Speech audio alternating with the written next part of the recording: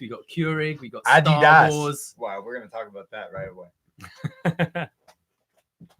Hello. Hello. Braden Herrington here with Davie Portman for upNXT, postwrestling.com, patreon.com/upNXT. YouTube.com/upNXT. Shout out to all the people in the YouTube room right now. YouTube.com/upNXT. Every Wednesday after NXT, we go live at 10:30. So just a reminder, if you want to watch this show live and join us in the chat room there. But also on Twitter at upNXT Podcast, where you can find all our stuff. Happy New Year. Happy New Year. It's the first show of the new year, kind of ish. Yeah, kind of. Right? So although we've recorded and we did an NXT show last week, best and worst of, it really feels like we've had a break because we haven't done the live setup on YouTube for a couple of weeks because NXT's been different, and we covered mainly AEW last week. We did, because John and Wei, who we work with and for from Post Wrestling, are in Tokyo. They went to Wrestle Kingdom. Poor them. Unlucky. Yeah, poor them. Yeah, they had to go all the way to Japan and watch FOMO. these shows. Yeah, Fear of missing out, man. They've been having such a trip. We did our own Wrestle Kingdom post show. We did our own. You got this projector. We plugged in my speakers. We had a whole Wrestle Kingdom. We watched the first night on delay, and then we watched it into live on the second night. So we watched like 9-10 hours of wrestling in a row. Yeah. I think so. Jesse from the Six joined us. Yeah, he's never joining us again. And I think he thinks we're crazy, insane for other reasons, not the wrestling. Yeah, 9 hours in a row. It was fun. It was really fun, and I wouldn't say I wouldn't do it again if they were to do. Hopefully, my shifts next year are like work. It would be nice to split it up and just do like have a weekend off and do 2 days where you're just getting up early to watch. Because we're the NXT friends, and people are maybe just think that's all we watch, but we are big fans of New Japan Wrestling, like crazy fans. So we did do a show on our Patreon. You can go listen to that because that was so much fun. If you want to hear what someone who's been awake for 23 hours sounds like running down wrestling, it's some bit, it's a bit all over the place, but it was a fun review, I thought, and it was a honest like initial reactions. What's interesting is, I think you hear a lot of feedback from, say, a WrestleMania or whatever. You get the general consensus kind of right away what the world are thinking of it. But with the time difference between like here in Japan and the UK and Japan and things like that, it wasn't until after we recorded where we're really hearing what people are thinking about the show. Do you know what I mean? And I think people's opinions can influence you. Sure, like Star Wars. For sure, yeah, absolutely. Which are Mandalorian and Star Wars Rise of the Skywalker combo, the Mando finale and the Rise of Skywalker show we put out last week as well. We got a lovely feedback from the Twitterverse as well, correcting us on so many Star Wars nerdy things. For sure, yeah. If we think we are nerdy, a lot of people know so much more about Star Wars. But we're not claiming to be experts. We're just giving like our views as we see it. But that was pretty great. So John and Wei are away. So you see what I did there? They're away in Japan. So for today, we're doing our NXT show, but we're also going to be doing the AEW Dynamite, which we call on our Patreon upNXTra. But we will be doing Review of Dynamite for one more week. Rewind a Dynamite. Fuck, I'm gonna get in trouble for saying that. Oh, that was never a show though on the old days. True, right? So it's fine. Yeah, there can't be a patent on. I still have my old Review Away shirts, so I can't wear those anymore. We're blanking out that word as soon as this Rewind is being away. edited. Edit it. So it's been a crazy week. So we did Rewind a Dynamite. See, this is hard. Rewind a Dynamite last week for them on the Wednesday night, and then we did on the Thursday our best and worst NXT show. You can go listen from last week, which was a lot of fun. And we've been doing so many podcasts on our Patreon because we've been blessed to be part of Post Wrestling. John and Wei are just like helping us and pushing us, and they let us on the best and worst of shows that we did this year, and like that was so much fun. We just spent a night. Yeah, they're just coming out now, so we're getting all the like I totally agree with you here, or you're wrong, fuck you, how dare you think that. But you got to listen to them. I'm not putting in specifics right here. Facts. So it's been a wild ride, and like our Patreon is like gets bigger and bigger by the day. So legit, like shout out anyone who listens to us, supports us in any other way. Patreon, if you listen to this show, Twitter, any of that, just thank you so much because it means the world to us. It just keeps growing. Every day I wake up and I'm like, man, what's going on? We're next level, baby. Post wrestling, we're gonna take over. But the holidays are over. I don't know, New Year's resolutions. Have you been going to the gym? Not yet. I'm gonna start next week. Our friend of the show, Scrump, sent us a Christmas gift. You're wearing it right now. I know this is a podcast, but he got us custom-made upNXT t-shirts. Now go listen. Hoodies. Sorry, sorry, Adidas hoodies. Now you're British and you call it Adidas, which is what? I'm sorry. What do you call it? Adidas. Yeah. Right. Adidas. Yeah. So shout out Scrump for sending us these wonderful custom-made hoodies. And now people in the YouTube room are like, hey, I want that. Well, we have upNXT shirts, prowrestlingtees.com/upNXT is where you can get them. So shout out to the Scrump for sending us those lovely things. How have you been? What have you been up to? Yeah, because I'm good. It's been a bit of a crazy week. Right. As we said, we did that marathon of watching Wrestle Kingdom Part 1 and 2 back to back. Yeah. Managed to get a few hours sleep and then had to close at the bar I work at that night. My girlfriend is cat sitting at the moment and is staying in a beautiful condo in the Distillery District. Toronto. So I went there after that night, closing the bar after very, very little sleep, being up for 23 hours day before. And I get weird. I can't really sleep unless it's in my own bed. Or I need to, I can, but it takes a while for me to wind down. So usually I'll stick on the TV or something like that, wait till I'm dropping off. Couldn't do any of that. So I'm eventually falling asleep. The fire alarm in the building goes off. In the whole building, and it's loud and it's right behind the bed. So it's like, fuck, this is about 3 a.m. Goes off, stops, start drifting off again. It goes off again with a service announcement saying to stay in your units. Everything's fine. No fire. Go to sleep, try and get sleep. 10 minutes later, it goes off again. 10 minutes after that, the fire department are on the speakers giving an announcement. This went on for about an hour. And every time, just as I was about to fall asleep, it goes off again. And then I had to go to work, close, and then open the next day. Wow. So it's... Wrestle Kingdom ruined your life. Sleep isn't a thing this week. Yeah, but Wrestle I'm Kingdom... good. I've got a coffee from your brand new Keurig. Yeah. In my Star Wars mug that I got for Christmas. I asked my dad for a gym membership for Christmas, and he got me a basket of beer and a Keurig. Complete opposite. Yeah. So my New You want a gym membership? Here's a cake. You don't want a gym membership. You want more calories. Do you want carbs in a can? Yeah. Here you go. So I have to sign up by myself, I guess. So I haven't done that yet. So my New Year's resolution's already shot. So we'll do it. We'll go on Lens at the gym. What's Lens? It's the have you not been following John and Way's Tokyo Adventures? I feel like we'd be better on TikTok. Okay. I've heard about it. I don't really know what it is. It's where you play music and you do things to the music. Cool. Which is what we just like Instagram story, Snapchat, all that. Yeah, essentially that. Just someone's created we could be stars off of it. We could. Yeah. But you know where we are stars? Yeah. upNXT. Yes, we are. Spotify, Google, wherever you're getting this podcast, review us, like us. Thank you for listening. I feel like just because we've been away on this show, it's only been a week. We did the best and worst of, because NXT, the last year has been pretty crazy. They moved to this new USA show, and we've had the chance to review it. This Sunday is the NXT UK show. On our Patreon, you're going to be covering it with your buddy Mike Hogan. You're going to be covering Blackpool 2, which has some pretty amazing matches.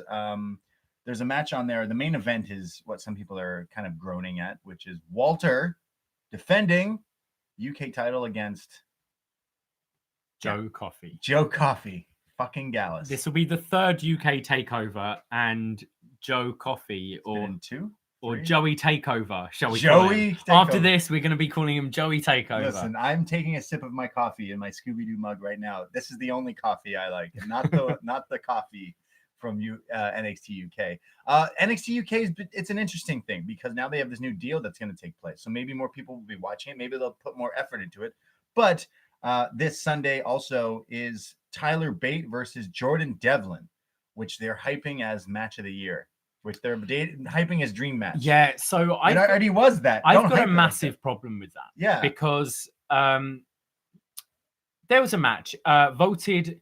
It was my worst match of the year from 2018, and I put it most disappointing. Sure, there were worse matches, but when I'm thinking of a worst match, I'm thinking what actually upsets me. Yeah. If two people in their first year of wrestling completely shit the bed in a match, I'll forget about it. Right.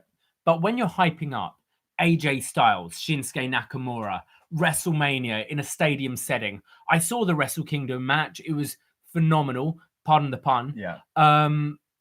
And then you're going, oh, it's a dream match. It's a dream match, these two.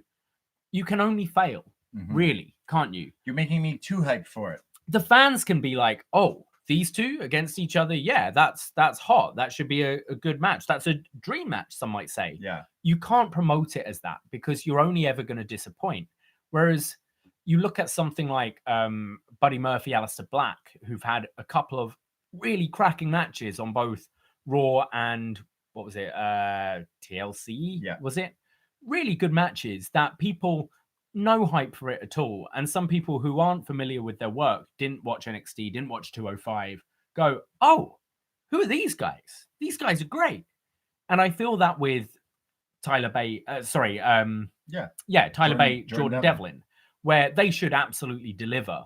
But you should have people tuning in and going, wow, you guys, you got to check out this match. This match is awesome. It's still going to rather than go tune in because this match is going to be really good. It's going to be the best match you've ever seen. Because I feel like it can only disappoint then. Yeah, I'm really hyped for that. That's the money match there for me. I need to see that. Jordan Devlin is the ace up the sleeve. Really, they call him the Irish Ace, but he's just this guy who's got so much potential to be. And same with Tyler Bate. Holy, like two guys that should be main eventing or at least should be. Have been in the company for so long now, and it's very strange.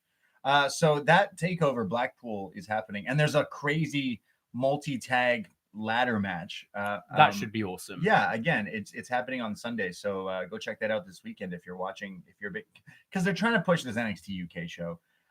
People's best and worst of shows have come out, and some people are saying like, yeah, NXT UK is a flop in 2019. So in 2020, they need to kind of step it up and make it a more proper show. I mean, there's so much wrestling. You have New Japan announcing all these shows that in the US, which I don't know. It's one thing to announce so many shows, but then to like not give me kind of matches I think I would want to spend money on is tough. Yeah, I mean they're trying to create their own brand there. Yeah. And I think we've got the Moxley Minoru Suzuki match coming up soon. I'm pretty sure the title's going to go on Suzuki because he is a draw overseas, and you can have those interesting matches overseas that you're not going to get in New Japan. Yeah, there's the rumor of the MSG, maybe even Toronto coming here for New Japan. So like that's amazing. But like just because you announce a show doesn't mean I'm going to go to it. You got to tell me.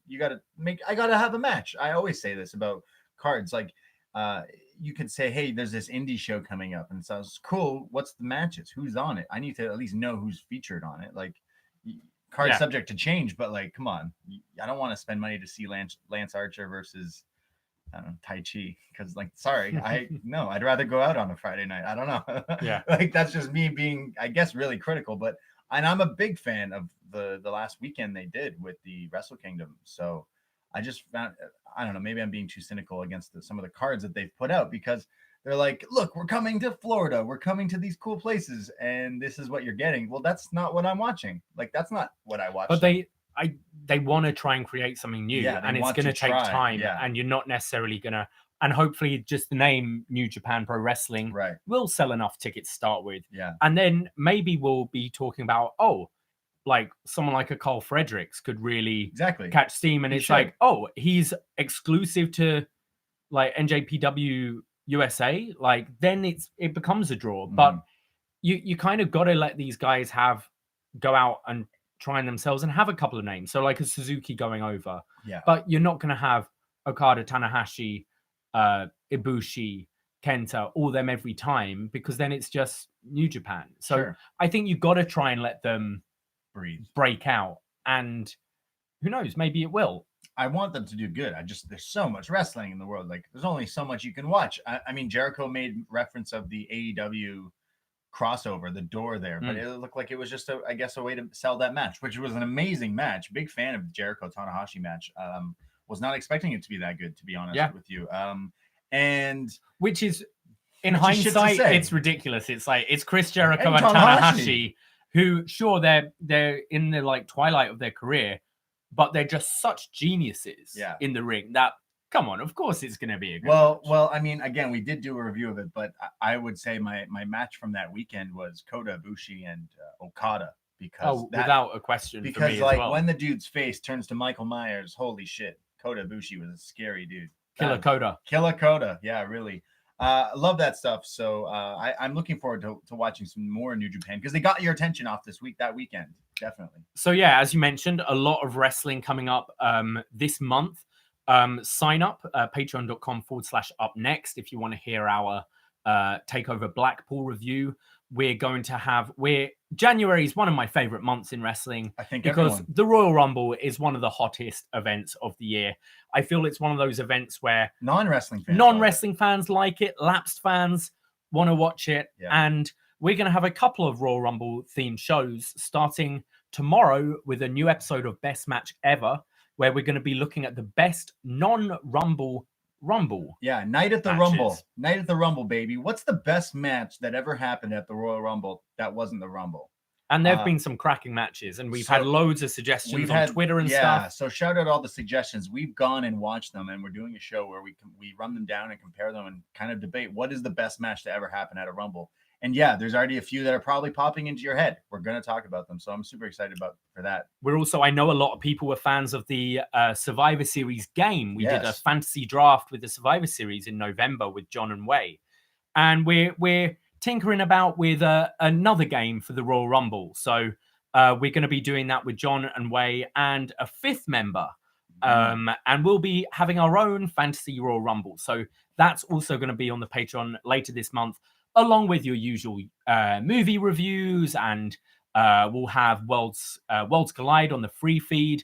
So much stuff, so much wrestling coming up this month. Check out the schedule, patreon.com/upNXT. And before we get into the review of tonight's NXT, there is a show that will be available this week as well for free on all the feeds for our upNXT listeners, because we have been going through each Star Wars movie. We even did the Mando. We even fucking did the Star Wars holiday special, which don't ever fucking watch it. Holy shit. Watch it. It's fantastic. So the next one in the series is the best one. I mean, some people, arguable. Some people, arguable. It's all right. It's an okay film. It's fine. One. It's probably like midway in people's rankings. No, it's always I'm obviously shitting with you. It's episode 5.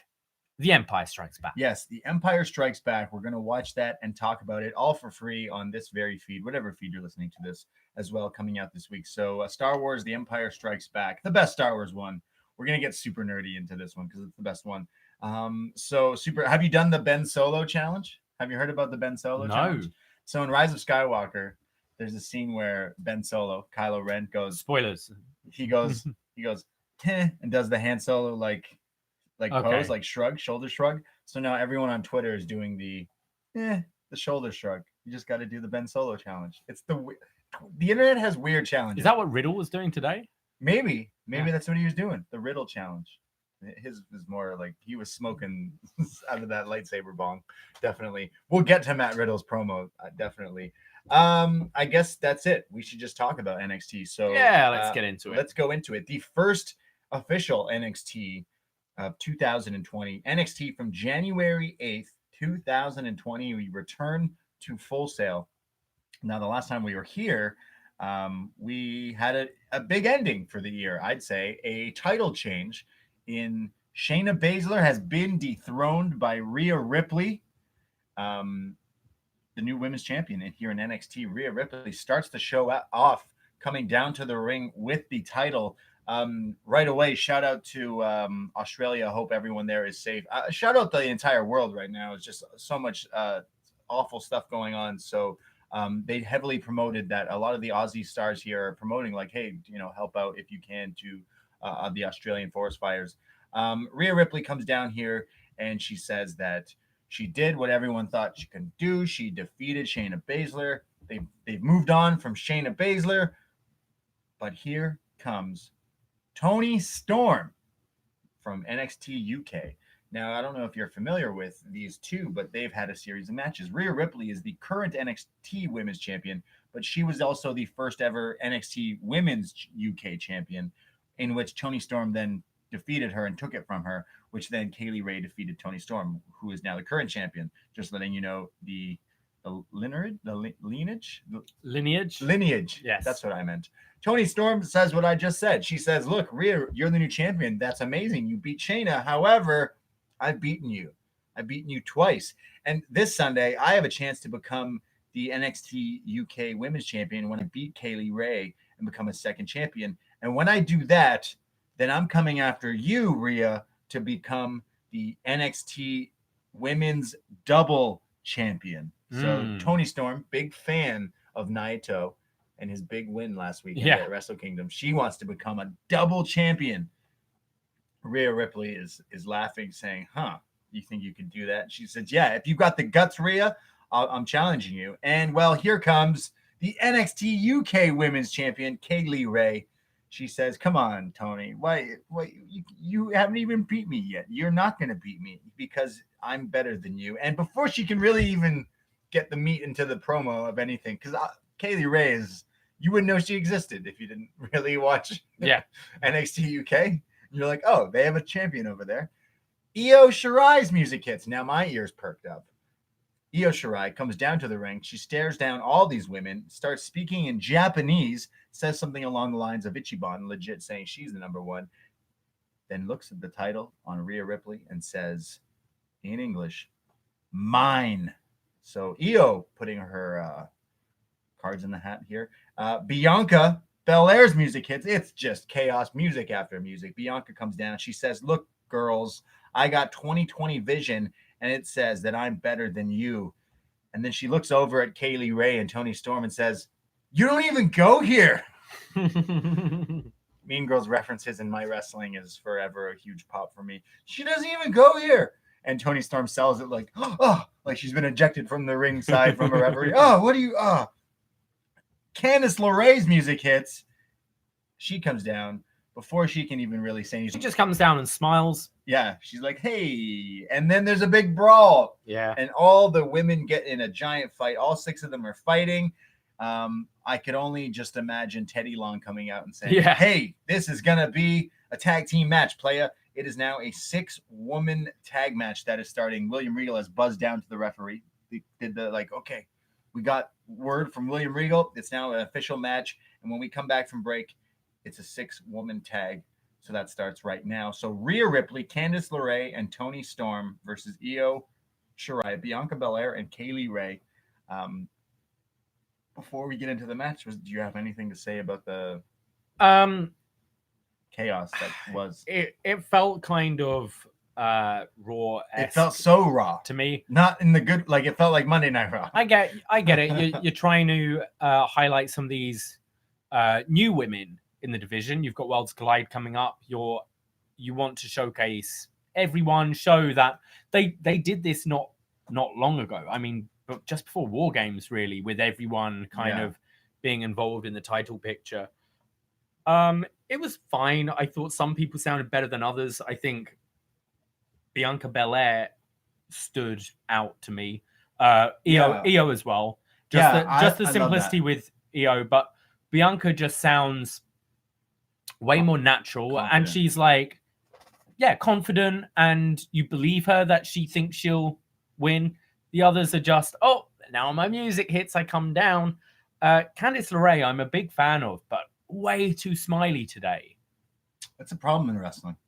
You're too smiley. I don't want you to smile. Yeah. Don't look happy. You're here to fight. You're here to fight. You're here to fuck someone up. God damn it. I guess. Yeah, it was weird for me. It felt like I was watching WWE. Rhea and Toni are quite bad on the mic. You don't like Toni. I don't see anything special in Toni apart from her being very attractive.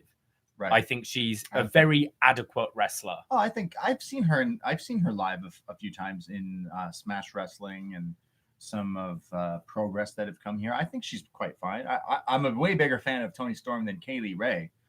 Kaylee Ray could have not even been in this entire thing. Now, apart from the War Games match, I really haven't seen anything of her, and she impressed me in War Games. I thought she was good.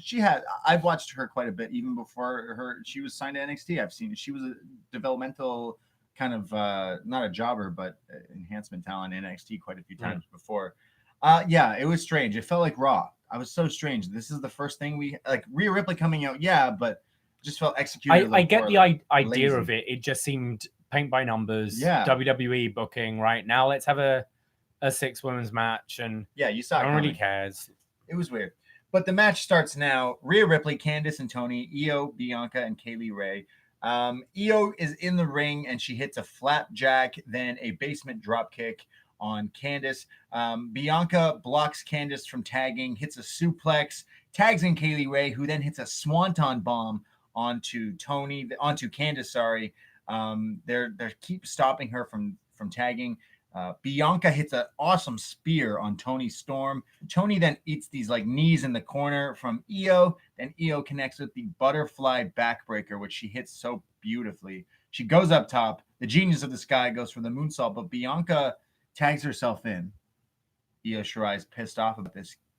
Bianca's going for the KOD. The torture rack is set in place, but Io Shirai springboards into the ring and drop kicks her own partner to kind of break up the move. Like she's just like fucking up the move. Bianca is pissed. Rhea gets in there and beats up Bianca, drop kicks to the head, and then hits the riptide on Bianca Belair, and Rhea Ripley pins her just like that. Io Shirai like walked out essentially on Bianca. Candice LeRae and Toni Storm celebrate in the ring with Rhea, and Candice has the NXT Women's Championship and kind of holds it and stares at it, and then reluctantly gives it to Rhea Ripley, who's like, "Yeah, give it to me." And then smiles and then smiles. Yeah. So the good gals won this 6-woman tag match.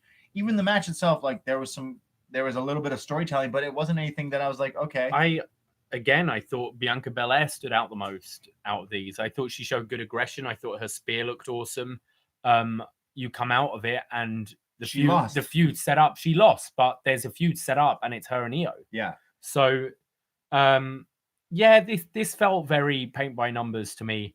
I think this is the start of turning Io Shirai to a good to face. Yeah, I think so as well, because she kind of already has been on that turn there. The character can stay the same. The character hasn't at all, but the crowd have been turning her. Yeah, because she's amazing. Yeah, Shirai gets me high. OEO. I need to see that feud. I want Bianca and Io Shirai down the line. But where does it leave the women's title? Yeah, I was just disappointed because I think the women's division is such a hot thing in NXT. I think it's the best women's division in the world. Yes. I think they've been killing it. Their War Games match was great. War Games. And this just felt a bit lazy. And especially you've had a 2-week break. Yeah. Okay, and this is what you come up with. That's why it felt lazy. It felt like a Christmas episode. Like, let's just throw everything. And I know you're trying to promote for this War of the Worlds Collide. This was just not it. The afterthoughts were Kaylee Ray, who's a champion, Toni Storm, who apparently is challenging for that title. Didn't even notice they were in this thing. It was an afterthought. Which is unfortunate because they're totally here to try to get that show over, but that was not what it did for me here. We have a video package for Tommaso Ciampa. He's doing a video saying that, his story here, how he was champion, he had to give it up. Says he was injured, but I never lost. Adam Cole, you took something for me. That title was my life. I want my life back. So clearly Ciampa is going to have this title shot eventually against Ciampa down the line, like against Cole. Yeah, against Cole. Sorry. So I'm not sure when that is exactly happening, but I feel it will be Portland. Yeah, I feel it felt like they're setting up. This is next. I mean, it kind of was all set up, and then War Games got in the way with it all. Yeah. So it's not officially announced, but you can that's figure it what out. I feel it is. Yeah. And that's a match we want to see. Cole, totally. Yeah. Cole versus Ciampa. Finally, kind of the one-on-one we need to see. I think that makes a lot of sense and is attracting a lot of people. We have a tag team match. The Dusty Classic starts tonight, baby. Oh, baby. The Dusty Classic, where the champions win the Dusty Cup and they get a title shot at the tag titles here. we have our first match in this tournament. The Forgotten Sons, who may or may not have shown up on some people's best and worst of lists in 2019, which they shouldn't have been on anyone's worst, because watch this match and you'll be like, oh, they're a fine tag team. Yeah, there's nowhere near the worst. What did you think of their fancy pants new gear? Fancy pants, indeed. They've had a wash. Yeah, they're not. Their pants and gear before looked like they were also too forgotten in the laundromat. Forgotten gear, but now they're white. They saw Okada come out in that glowy white thing. Oh my god, amazing! And they're like, we want that, but in pants. Their New Year's resolution was like, right, let's have a shave, let's cut our hair. Wow, let's clean our clothes. Good. Look at these guys. Ditch the bikes. Yeah. Yeah. They're no longer forgotten. What are they now? The second son, the middle child, the like, you know, the there's always the kid that's the oldest one that's kind of the mistake. Right. Kind of the first way, and the parents realize on the second or third kid like how they're good. So they're no longer the forgotten son. They're the forgotten son's the middle child, right? I guess. I don't know. Yeah, I don't know. My dad remarried, so I'm definitely the forgotten. You've forgotten a long time. Yeah, I'm the forgotten son. The gym membership. Yes. So I bought this Keurig like a couple of years ago. The Forgotten Sons, with their new gear and their new haircut, Wesley Blake and Steve Cutler, are going up against the team all the way from NXT UK, Imperium, which is Marcel Bartel and Fabian Eichner. They have an insert promo here. They say that they will win the Dusty Classic. The universe knows they will win. Their universe tells them they will win. The mat is sacred. I'm looking forward to this right away when I learned that this was the match I'm getting to see here. We see Fabian Eichner in a face mask, Cody Rhodes type. Yeah, like Undertaker you style. Assume he's busted his orbital bone or broken his nose or something like that. Broken his orbital bone. There you go. You need an excuse this week. Say you have a bruised orbital bone. You'll get out of work or school scot-free. That's what I did when I was in high school. I learned things about the injuries and say them as an excuse. I tore my spleen. Whoa. I went through a ladder and it really hurt. Yeah. So his face is like messed up and he's still having this match. They could have easily subbed in Alexander Wolf, but instead he's like, no. I'm wrestling in Full Sail, and I'm happy he did. Big fan of Fabian Eichner, a standout in this match. Fabian Eichner, Marcel Bartel versus the Forgotten Sons. There's a double drop kick that the Imperium do where they set a guy out in the corner and on like from the aprons. Really cool spot. There's a huge backbreaker from Steve Cutler who fights back and then hits like a Daniel Bryan style like running knee. So anyone who's talking shit about the Forgotten Sons, he heard you. And Steve Cutler's pulling out all sorts of crazy shit in this match. There's a moonsault attempt, but boots in the face. Wesley Blake goes for and just before this moonsault, this is Eichner, right? Yeah. And his mask falls off. So his mask comes off just before it. It's like the you can't escape moonsault. You can't escape. And as he does the moonsault, they get the knees up to the face, which is now exposed. So he's out. And Wesley Blake then does like an Asai kind of line salt type moonsault, but he also eats a pair of boots. Fabian Eichner and Marcel do this thing where Marcel throws the guy and Eichner catches him in the suplex, hits the brain buster, only a 2 count. Blake hits a Rana kind of off the top rope, hits a series of drop kicks, but then gets caught up in this like power bomb European uppercut off the top combo from Imperium, the Euro bomb combo, I guess you can call. And Imperium defeat the Forgotten Sons. This was nuts. Hats off to these guys because this was crazy. This felt like it was just maybe 5 minutes or 6 minutes, but it was just smash mouth from beginning to end. Yeah, this was really good. Yeah. This didn't disappoint. I do think it maybe just lost a bit of that. I think people just don't care about the Forgotten Sons, and they're forgotten. And Imperium aren't there enough for people to get excited about them. So I thought some of the buzz that you often get from Full Sail wasn't really there, but the crowd was quieter tonight in general. But I thought the match was good.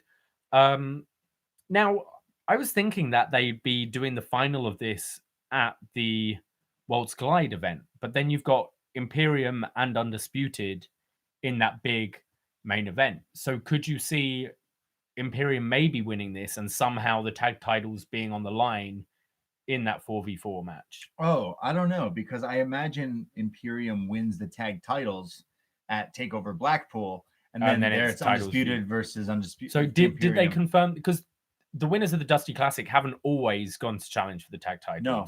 And have they confirmed that that's what's happening this year, or are we just assuming? We're just assuming. I can see Imperium winning this whole thing. You think Imperium, this team, Marcel Bartel and Fabian Eichner, win the whole Dusty Classic? I could see it. It gives something. You've got both tag champions, like assuming they win this weekend. Yeah. Both tag champions. You've got the Fish and O'Reilly are former Dusty Classic champions against the current ones. I don't know.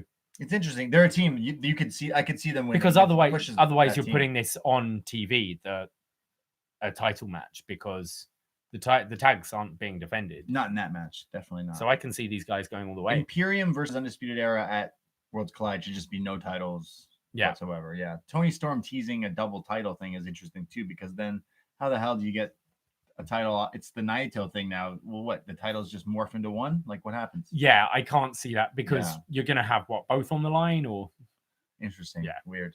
But that tag match was awesome. I'm a big fan of Imperium, specifically Fabian Eichner. I just think he just understands ring psychology and what works in a match. Love it. And Forgotten Sons don't deserve the heat they get from all you haters. I agree. Out there. Get rid of Jackson Riker. That's the problem. Yeah. Get into this Robert Stone bloke. Yeah, we'll get there. Backstage, Matt Riddle. He's been having a little bit of the lettuce, obviously. He's there. He's mentioning that he as well is in the Dusty Classic. And do you know who Matt Riddle's partner is? Pete Dunne. Matt Riddle says that he knows Pete is good, and he knows that this team is a little unconventional. But he says how the team was formed was he went up to Pete Dunne. He said, "Hey, Pete, I'm a bro. You're a bruiserweight. So let's be broserweights." And that's how the team is formed. It's a very specific style with Matt Riddle. I enjoy it. Yeah. I just think he's way too talented for this character. And I know it's him. Like, that's kind of Matt Riddle, bro. But I can't buy this guy ever being a champion.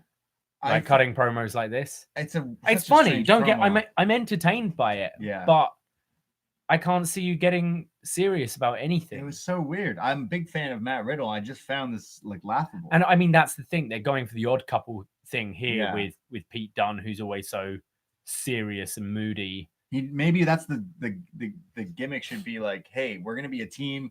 Pete, you're always so angry, so moody. Smoke a little bit of this, Pete, and then maybe we'll be tag team partners, and that's how now they're friends, and you're gonna solve all their problems together. That's what's gonna happen. And then Pete turns on them. Didn't Roddy turn on Pete in one of the? He did, yeah. So that's what should happen with this as well. Pete Dunne is not someone I need in NXT right now. I realized he got here. It was really cool. Didn't really deliver for me, and then it's been dull. It's been the same really Pete Dunne we've seen forever. Everyone else kind of evolves and moves forward. I feel like he's been the same position, same wrestler. I completely agree. For a few years now, so that's why it's kind of. And he's fine as like a cog to put in. Like, every now and then, it's just one match. He turns up. Yeah. 2 weeks on TV, has a takeover match, breaks some fingers. Yeah. We're seeing him every week. It's kind of boring. Did you hear a listener pointed out that a few weeks ago, was it on NXT UK where someone did I'll break your fingers. So shout out whoever that was. So yeah, Matt Riddle and the Bruiserweight are the Broserweights. Wow. The Broserweights. Can't wait for that NXT shirt. The Broserweights. That's all it says on it. Yeah. Yeah, that was a strange promo. It was just a very Matt Riddle promo. It was more indica than sativa. That was my problem. That was the problem with it. We have a video package for your favorite tag team and stable in all of professional wrestling, Gallus. Oh, yeah. Gallus is fighting Undisputed Era later tonight. Dream match. And they promote it as a dream match. Dream match. You heard it here in Full Sail Live. There's been so many dream matches in Full Sail. I just saw Ibushi versus Okada, Hiromu versus Ospreay, Okada versus Naito. But this Wednesday, I'm getting Gallus versus Undisputed Era. And that's coming up soon. Dream match. On free TV. You gotta be crazy. At a normal hour of the day. Wow. Spoiled. Like, I feel like I'm absolutely spoiled. Now, Gallus was a lot of people's worst. Oh yeah. I know you people just like Gallus. I don't even watch NXT UK, but fuck Gallus. Yeah, we got a lot of people hating on Gallus from our best and worst of show for NXT last week. And I'll continue to say it. Gallus sounds like something I caught last week at the club. I don't know what Gallus means, so I looked it up. It means cheeky. It's daring and reckless. Which is what happens when you catch things. Scott bold. Gallus. Yeah.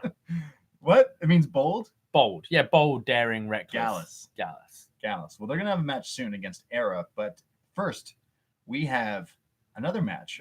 This guy debuted during the Christmas show. Someone answered Roderick Strong's Christmas challenge, the season's beatings. Yeah. Oh, my God. I need more Roderick Strong singing. But he lost. He fell short, but he's here tonight in Full Sail yet again, and that is All Day Austin Theory. You may have heard of this name before, but this guy is 22 years old. So if you haven't, well, you will in the future. 22. What were you doing at 22? I was doing an NXT podcast at 22. So yeah, I was in Austria, I think. You were all day. Yeah, all day. All day.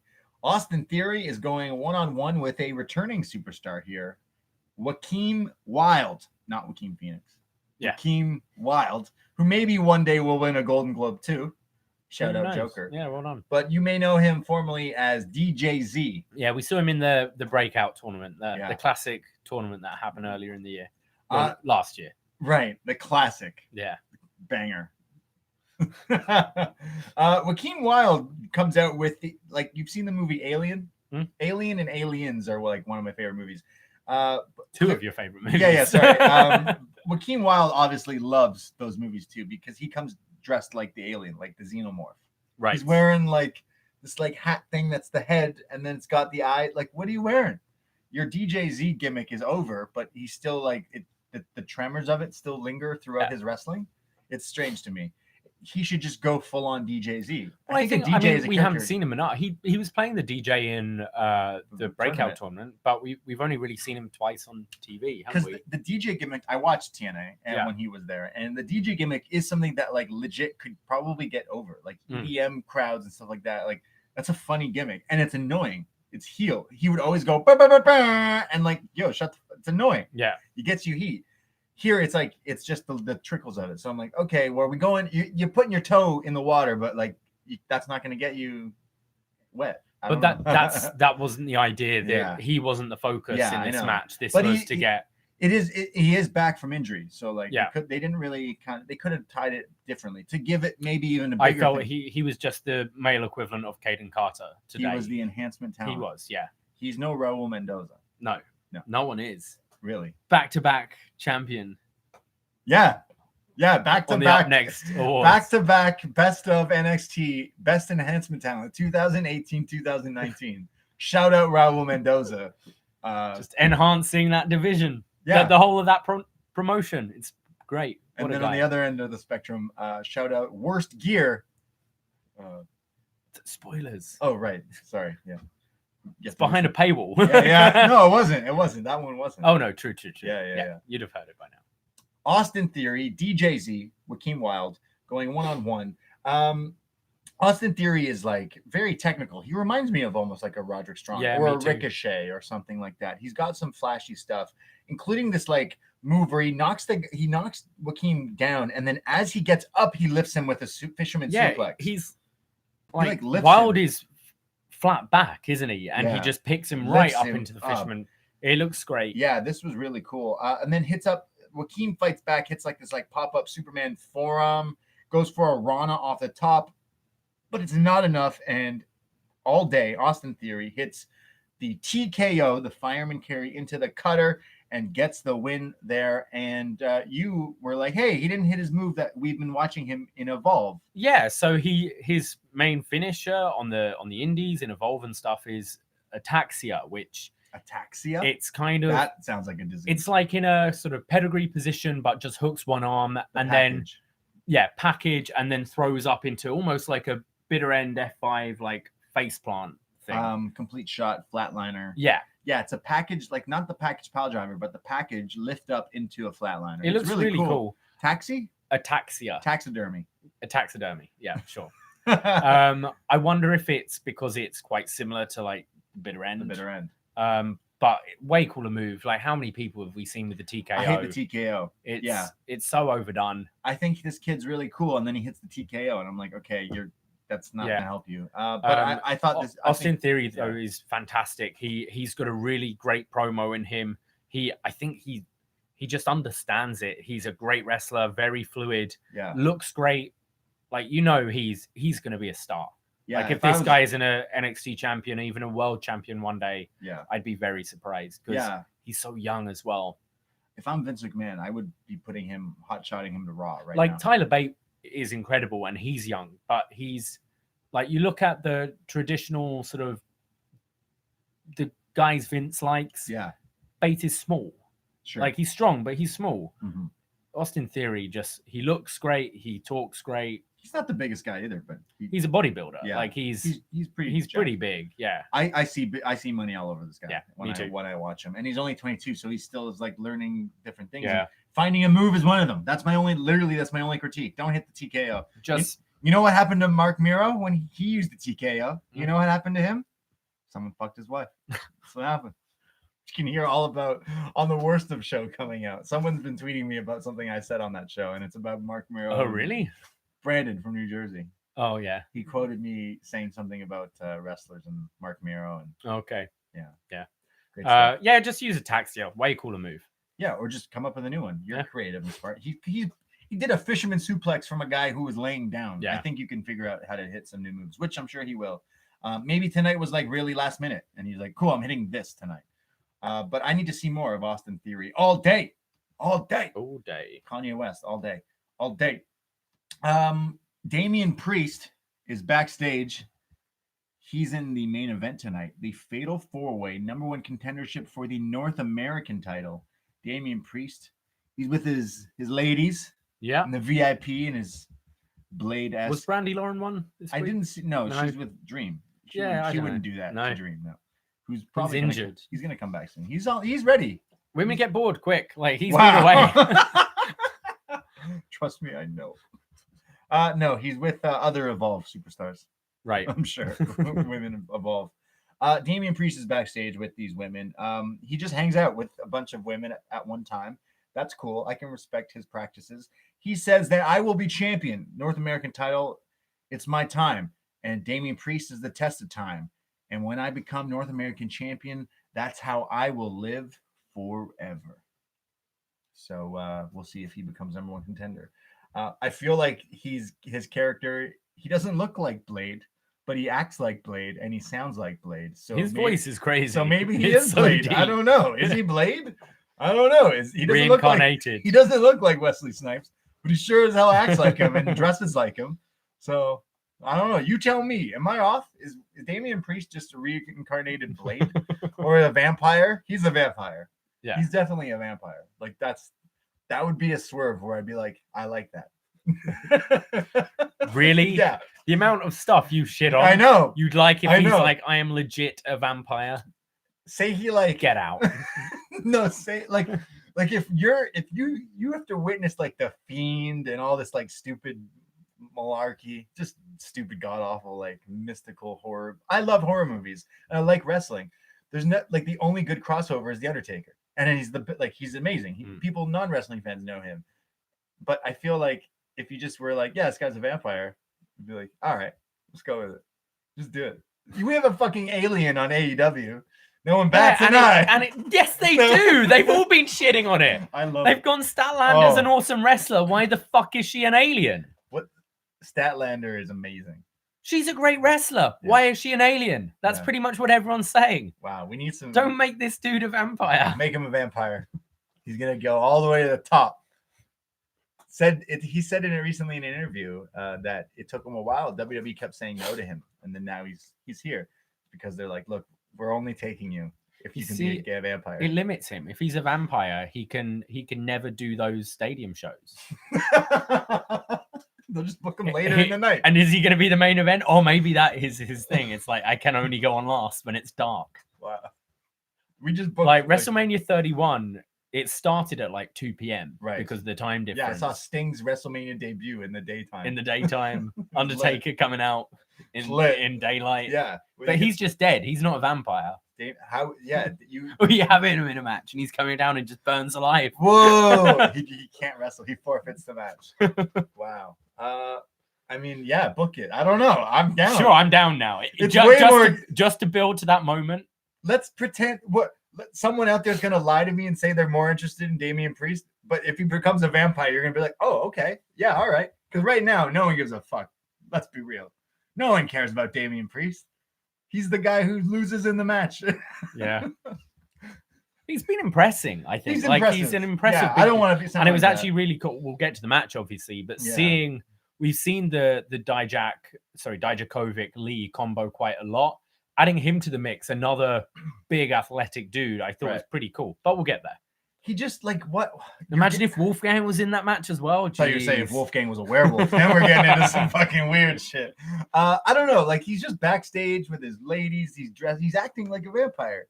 Like I went to Boxing Day. I went to Deadmau5, and then afterwards I convinced my friends to go to some like after hour like rave thing, and like everyone there reminded me of Damian Priest.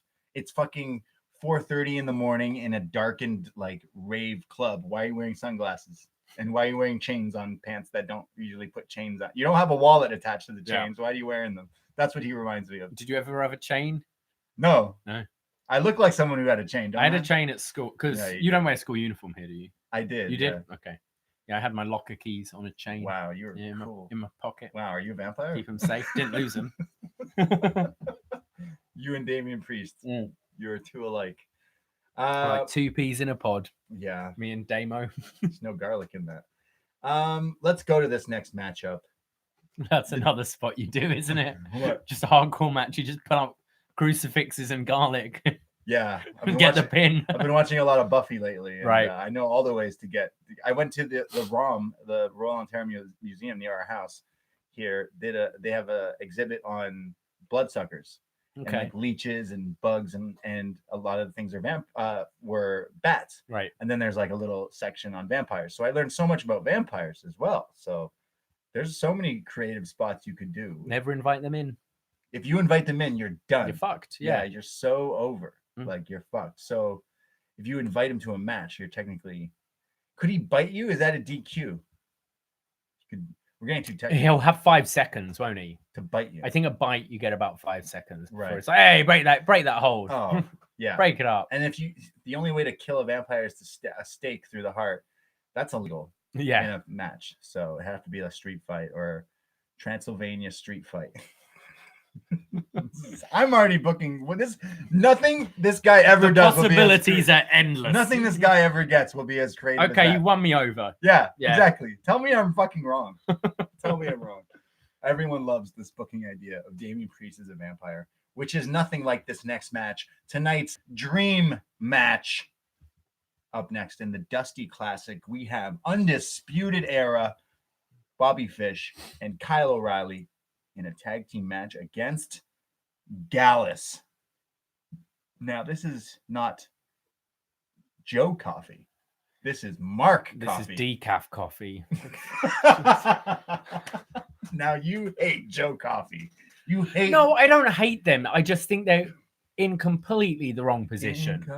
Yeah, they are. When you've got a roster of Jordan Devlins, Travis Banks, Tyler Bates, Trent Sevens, you're looking at all those people. Pete Dunne's at some point, and Joe Coffey is now main eventing his second. Like, why? Joe Coffey is like my Keurig coffee, and Mark Coffey, like, I don't know. These guys just don't do it for me.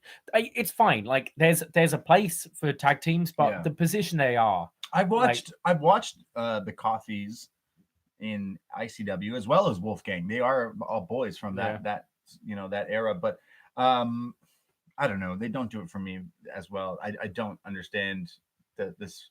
They're the champions as well. Wolfgang's look as well, like he's his gimmick. He's a bartender. He's bartender. Trimmed down a bunch, but like some of those tattoos are god awful, and maybe they're really personal to him, but a Joker. I don't know. I can't see you getting any further with like just These shitty tattoos. Yeah, wasn't just a big fan. Do something to your look. You look in way better shape than when it was the UK tournament a couple of years ago. Agree. But I don't know, just change something because you look like shit. So, Mark Coffey. Sorry, I listened to WH Park on the Rewind or Raw. Yeah, you need to calm down. It's... Jeez. Wow. First up next of 2020. I'm calling people vampires, and you're just mean. We're losing so many subscribers. So this match happens. Now, these are champions versus champions. Yeah. NXT UK, NXT Tag champions here. Wolfgang does this really cool move where he lays down Kyle and then runs at him while he's on the ground and does like a flying senton, but like instead of flipping, like runs and drops himself. Kind of creative compared to some other people. I thought although I was just shitting on them, I thought Wolfgang did some kind of cool stuff in this match. Kyle and Bobby Fish, they work down on Gallus. Fish has a really cool gear, the fishbone on his butt. It looks awesome. They have Wolfgang in a sleeper. They tag in and out. Mark Coffey gets tagged in. Morrow says he's fully caffeinated. He hits a half Nelson slam for a 2 count. Kyle accidentally runs a running like haluva kick style kick to his own partner of Bobby Fish.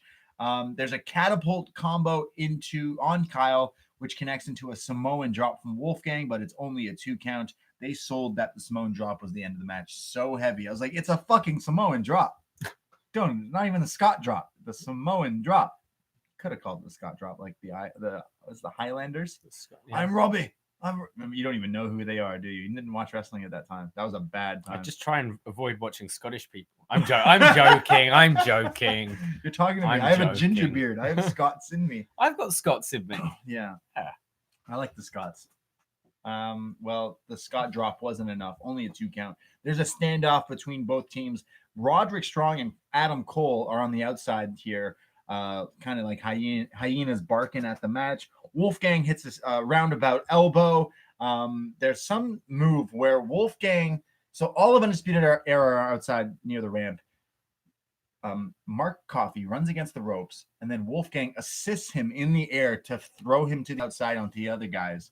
Looked really like nothing impressive. Barely got over the ropes. And Morrow says it's like an assisted Fosbury flop. Assisted Fosbury flop. But it was no way. A Fosbury flop, you're meant to go head first backwards. Yeah. This looked like a pencil dive. Yeah. It was. When you're joking at the pool, like your mate's just gone and done like a moonsault into the swimming double pool, moon, and then you're like gearing up and pretend you're gonna do something crazy, and then you just pencil dive. That's what this was. Yeah, this was what that was. I do the cannonballs. Oh yeah, that's what I fuck some cannonballs up because I can't do none of these 630 fucking double moons. But you do a pencil dive. This wasn't very impressive. No, sorry, Mark Coffey. So that hits. They go back in the ring. Adam Cole gets involved. There's a kick to Wolfgang. They hit the total elimination and Undisputed Era defeat Gallus. Which is what I think everyone kind of expected here. So Undisputed Era advancing in the Dusty Classic, and Gallus, the tag champions, lose to the NXT tag champions. If you ask me, they lose the titles this weekend as well, because I just think don't. Imperium. Yeah, I think it makes sense to have Imperium there. Gallus is old news. This was just, it really didn't. It showed me what level Kyle O'Reilly and Bobby Fish are in, and what level Mark Coffey and Wolfgang are in. And it's night and day. I completely agree. I think every time we see Undisputed Era in a tag match, it steals the show. Yeah. Like, we think the matches against they rose the Street Profits to a brand new level. Way better. Their matches against Revival, they did the one. The Revival, their matches against Mustache Mountain, against Danny Burch and Oney Lorcan, like, all those people have fantastic matches. I think Forgotten Sons or Imperium would have a fantastic match. I think of all the people we saw, Gallus, and this, I know I'm like pre-shitting on them and stuff, but they just don't look in the same league at all as these guys. No, it didn't. And I've watched these guys a bunch, but I bet anyone who really doesn't know these guys watch this and we're like, oh, who are these chumps compared to these two? And these guys are the champions over there. I feel maybe you should, like, if they are going to lose the title, you should have had this match go on next week and the Kushida Alex Shelley thing this week. Whoa, because, spoilers. well, I think you look at it and I go, these guys are tag champions.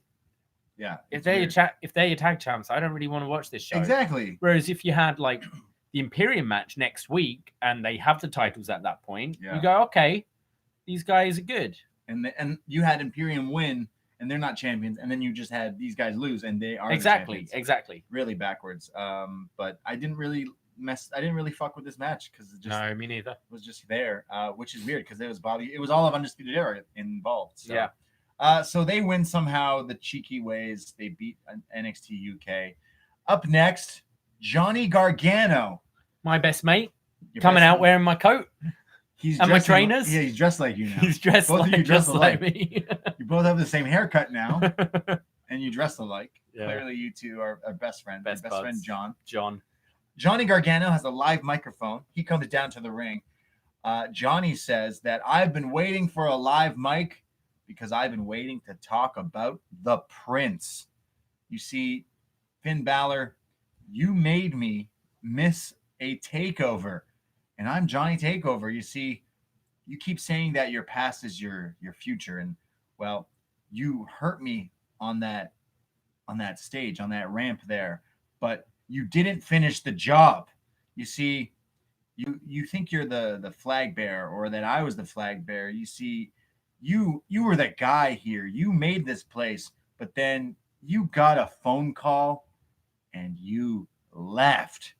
You see, Finn, I got that same phone call this past August. The big difference is I stayed here. Now Full Sail all of a sudden starts chanting for Johnny because Full Sail sometimes sucks because Johnny's the guy. Yeah. How are you not cheering for this dude? Even if you gotta like cheer for this guy. Johnny says, yeah, I am Johnny Wrestling. You went on to the main roster. I've been here in NXT stealing the show. I've been putting this place in places you couldn't imagine while you were an extraordinary man who does extraordinary things. Remember and it's mocking him, like smiling, giving him a thumbs up. Yeah. Remember when he was that guy? He says, when you were that, I was putting NXT in a rocket ship and flew it to outer space. Just remember, you left. I took this place to new heights without you. I love how now even WWE is shitting on WWE. Yes. This is NXT going, whoa, main roster sucks. Yeah. And worded it pretty well. Like it was doing it to take the piss out of Balor. But it was essentially going, oh, all these shit monikers you have up there. Like you did nothing. Like that place is full of clowns. Like, and now you're coming back to where like the real people. What, now you're coming back? You're crawling back? Well, Finn Balor's music hits. He cuts John off. Finn Balor has a microphone on the ramp. He says, listen here, Johnny. They should start calling you Johnny Promo. That's what. Yeah, keep smiling. Keep smiling, you little rat. He says, NXT is my chessboard, and I'm not wrong, Johnny. You are soft. You see, I'll fight you. I'll fight you. Take over Portland if you make it that far. And walks off. Fantastic promos from both of these guys. Finn Balor comes in and says a few lines here, and he had my attention.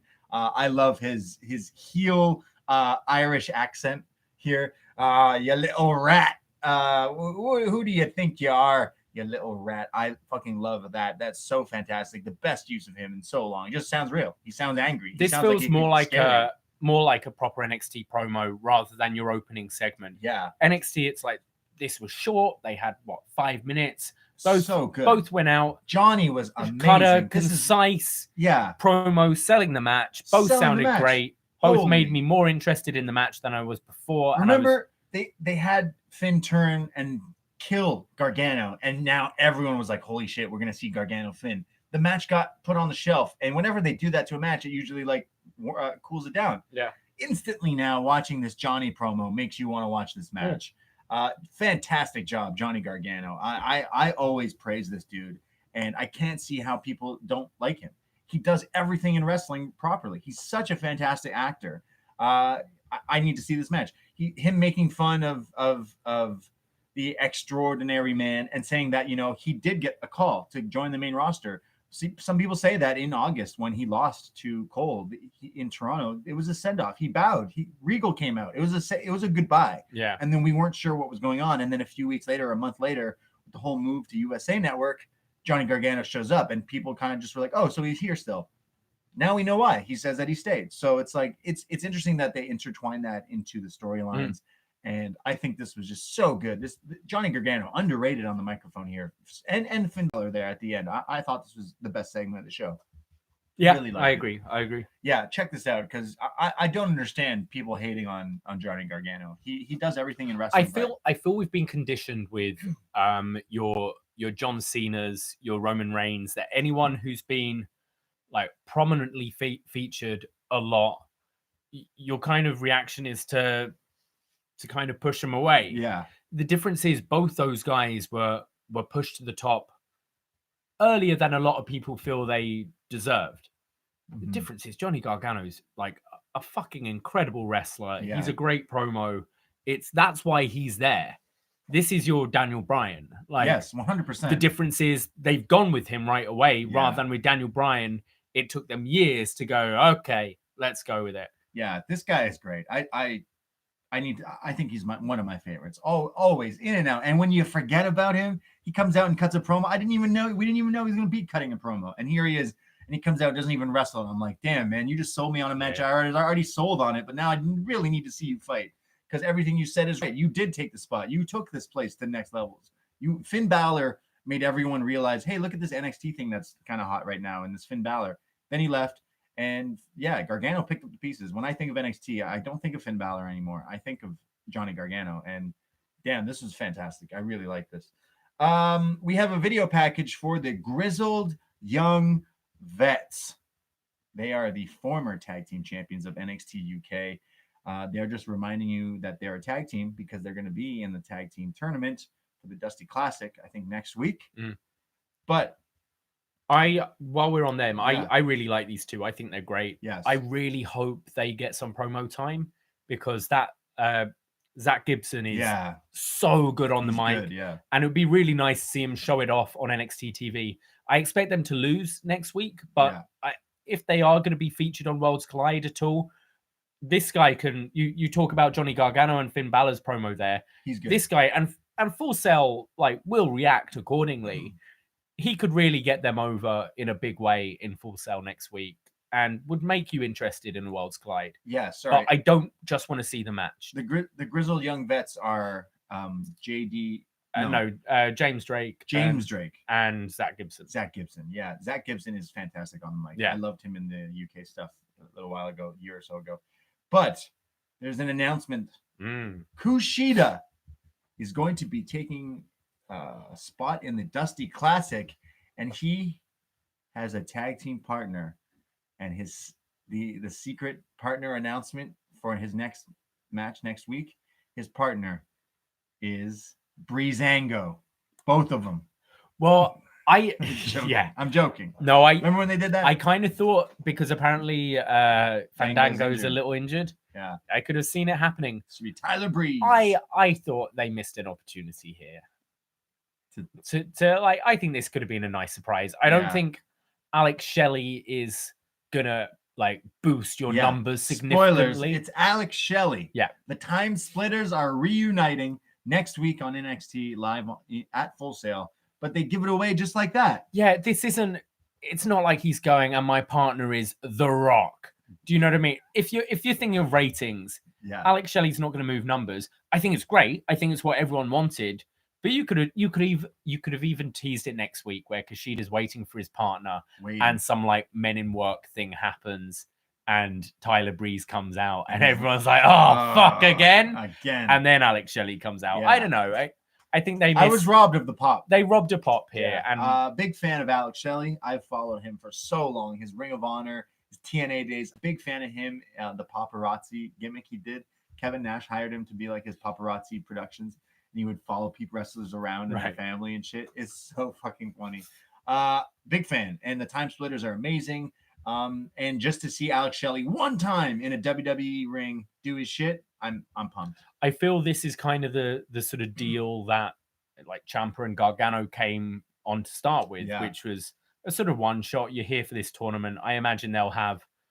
I think they'll be in a couple of rounds. I don't know if they'll go as far as the finals, but I think it's sort of a 1 or 2 and done thing. But if he impresses, you never know. He will impress. He might have a job. He's fantastic. And now I just need to see Chris Sabin come in. The Motor City Machine Guns come in there together. I don't know. I love the Time Splitters. I love anything Alex Shelley has done. This is going to be interesting. Big fan.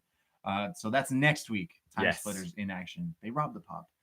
Up next, a women's match. Mia Yim versus Kaden Carter. Mia Yim on some people's best and worst of list this past month. Yes. Depending where you rank her on your list. Kaden Carter, and handsome talent here, looking to impress. Kaden Carter hits this like triple jump kind of arm drag type move. Lucha thing. Yeah, lucha stuff. There's a drop kicks. Mia Yim hits this like sit out pop up power bomb type move. Looked really cool. A back drop kind of back suplex driver again for a 2 count. Kaden Carter comes back and hits this really awesome looking like running boot face wash type thing. Mia Yim sold it great, or she just literally kicked her in the face. Can't tell which. Kaden Carter goes up top to hit some sort of like flying cross body off the top rope, but Mia Yim counters, jumps up and with her knees and connects with the protect your neck kind of off the top, and Mia Yim pins Kaden Carter just like that. What did you think of this? This was kind of just a squash This was match. just to kind of heat up Mia a bit. It was nothing. I thought the Carter jumping into the protect your neck looked kind of cool. Yeah. Again, they're doing squashes as they normally do in NXT. They give a bit of shine to the talent who's taking the fall. Yeah. I think Kaden Carter could be a nice little Raul Mendoza for the women's division. There you go. The Raul Mendoza of the women's division. We'll rename it next year the Raul Mendoza Award. The Raul Mendoza Award. Yeah, there you go. Like and the winner of the Raul Mendoza Award is Raul Mendoza. Yeah, great. But Mia Yim is in the ring celebrating her victory when she is attacked by Chelsea Green. Yeah. Now, the hot mess, as some may know her from her Impact days. She attacks Chelsea Green attacks Mia Yim, and then she comes down, and there's someone standing on the ramp, and it's someone else from TNA. This is just a TNA, NXT because we had DJZ, we have Chelsea Green. It kind of has been like that for years now, hasn't it? And here is Robbie E. He has a microphone. He says Robert Stone. Yes, they're calling him. Robert Stone, not Rosetta Stone. Robbie Stone. Robert Stone. He says that he is here in NXT. And he's here he's a new talent like agency. He's running here in NXT. They've been doing this on the house shows. If you're not familiar with this character, he basically is a manager for a series of wrestlers. Yeah. So he's like the smarky, like the evil kind of booker manager type dude. Hasn't he been seen like front row and stuff? Yeah, like we've seen him. Yeah. We've seen him in Full Sail kind of observing and watching. So he says that he is here with the hottest signing, the hottest free agent, and he means hottest, Chelsea Green. So we'll see. This kind of surprised me because I believe her and Deonna Purrazzo were sort of moved to the Raw section. Obviously, they had a match the other week, but reports were saying that they've quietly been added to the Raw roster. Yeah, but obviously this isn't the case. I expect to see a similar angle with Deonna Purrazzo in the next couple of weeks. They should, because I feel like it's a mistake to split those two. They should be a team. Yeah, definitely. I mean, you do need some sort of tag team in the women's division. There are those tag team titles, remember? Oh yeah, those are a thing. Chelsea Green is pretty awesome. I think she could fit in here. Did we see her at All In? Yeah, we did. She was in the 4-way, wasn't she? Yeah. She was the hot mess. I watched a lot of her wedding angles. She was in a wedding dress for quite a long time. Her gimmick was like she was left at the altar, so then she became an alcoholic. Okay. And became the hot mess. Clearly AEW was watching back then and now have their gimmick with Hangman, who has been drinking. But we'll talk about that on that show because that was my favorite bit from last week's. So I'm excited to see where Chelsea Green fits in here because we've been waiting on that. Not so much Robert Stone, Robbie. I mean, I that was literally the only thing I've seen of him. Wow. So Great. Never watched TNA. Backstage, someone's preparing for the main event that's coming up next. And this is my favorite part of the entire show. This is it. Dominik Dijakovic backstage. Oh God, yeah. And he's sort of cutting a promo. He's fighting ghosts while cutting a promo, isn't he? He's like doing some kicks in the air. I don't know. It honestly, it looked like he was fighting ghosts. He's like, right, so this 4-way, ha! There's another one. Anyway, so yeah, I'm gonna go out there. I'm gonna win this number. Ha! Another fucking poltergeist over there, and then I'm gonna win the North American. It was very funny. He was like, "This match is formality," and they will all. I laughed so hard. I was laughing my fucking ass off during this. It reminded me of Power Rangers. Tony, yeah, like from Power Rangers. Goes, "Aya!" He was literally kicking air, punching air, and going. I love it. This is just how he has conversations with everyone. He like goes home, sees his wife, and she's like, "How was your day?" "Yeah, it was pretty good, thank you." Anyway, I talked to Vince McMahon today. What? Come on, man! It was funny. I laughed so hard because it's not meant to be funny, and that's definitely why it's not. Like there are some bits they're playing for laughs. Oh my God! Him fighting ghosts in the corridor wasn't one of them. Just punching air. Like, yeah. I get it. You're shadow boxing. You're getting ready. But like, really? This is what you're... No. Do one of the... Like, we've seen like shadow boxing and then someone comes and you cut your promo. Yeah. You stop. You cut it. Thank you. You go back to shadow boxing. He was doing it in between lines. He was in between lines. This match is not a formality. You will feast your eyes. Dominik Dijakovic. Jeez, what? We've gone so far with this guy, and you've just taken him back so much. Oh man. Who's watching that? Just going, that. Oh man, that guy. Awesome. He looks sick. Someone somewhere really loved that though. They were like, "Oh shit, this guy's serious." Yeah. There's an announcement next week. On NXT, there is a women's battle royal, and the winner will get a shot. It's the #1 contendership for the NXT women's title. And they showed a bunch of women that will be in this match, including Chelsea Green, including Shotzi Blackheart, including so many faces that we've seen. So that should be pretty good. Yeah. I'm excited for that. Who's your money on? Chelsea Green. Yeah, okay. Well, she just debuted. Sure. Like, do it. Why not? Or gets eliminated and then beats the shit out of someone. I don't know. I feel like she should win. Or Shotzi, because she's my favorite. Yeah, Shotzi's great. Yeah. Do you think they'll want them to lose so soon on TV, though? Exactly. So I don't know. You can't have Chelsea. Like, I don't know. I really don't know. I mean, is this for a TV match, do you assume? I think it's Portland. Or you think it's for Portland? Yeah. In which case, I'm thinking more Io Shirai. Io or Candice. Io Shirai. Yeah. Gets me high.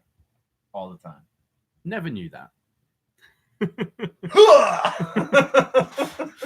I'm gonna start doing that in normal conversation. People will look at you like, are you like the Tourette's guy? There are people like that in Toronto.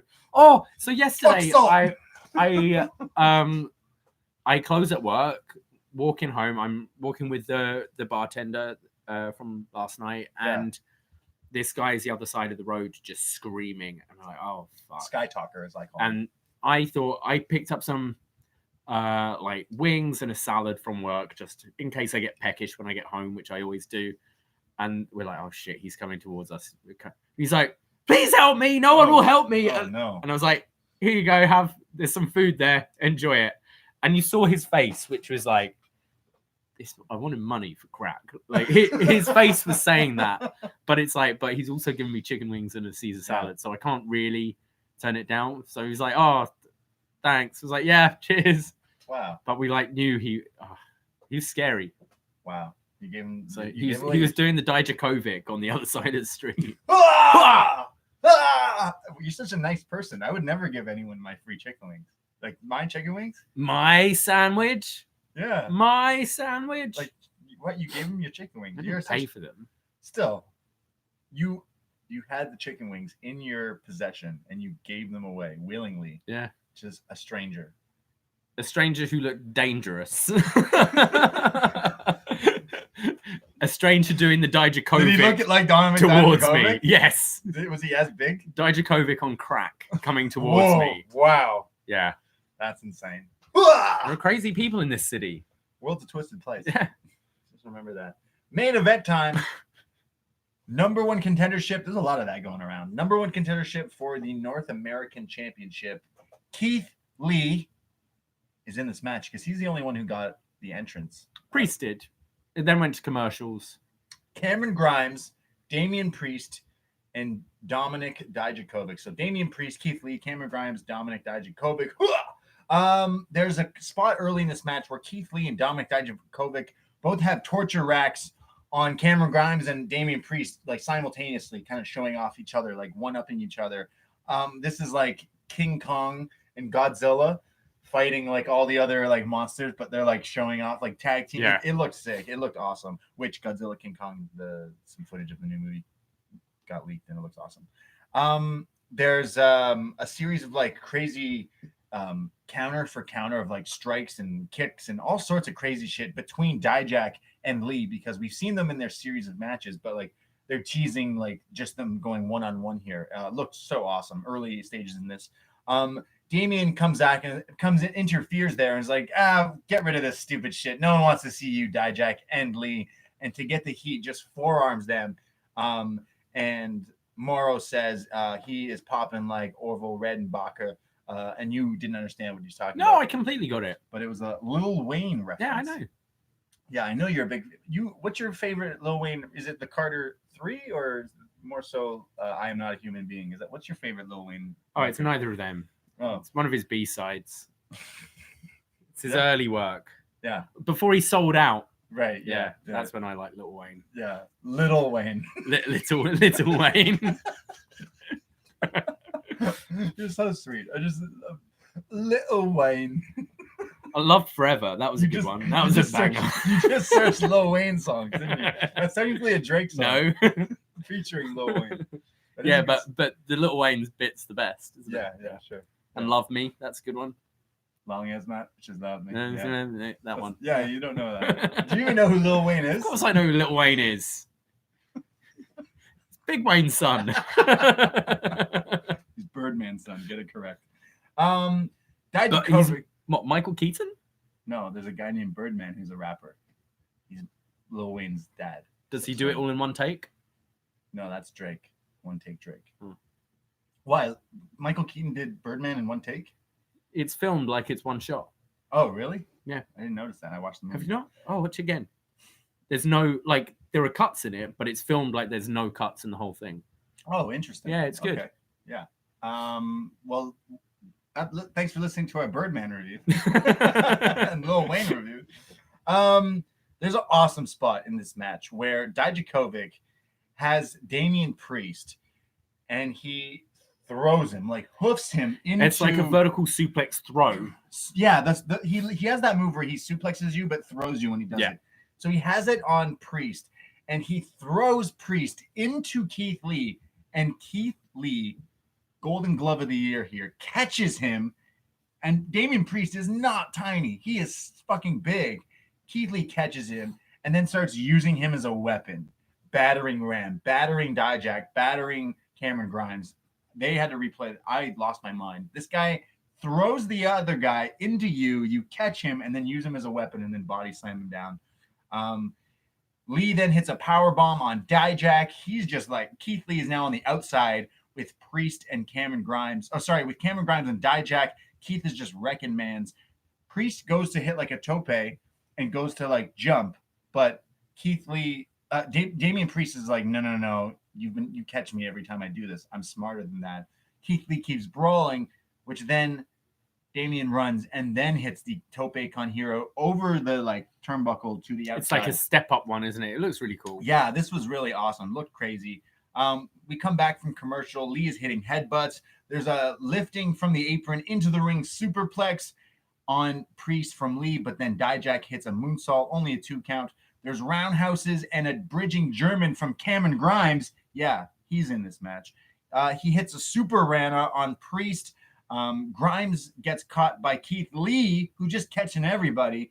But then Dijak basically takes him off the shoulders of him, puts Cameron Grimes into the Feast Your Eyes, which then allows Priest to hit the Crossroads or the Reckoning on Keith Lee. And I was so mad. I bit so hard that Damian Priest was going to win with this shitty Crossroads, but it was not it. And Keith Lee, it kicks out somehow.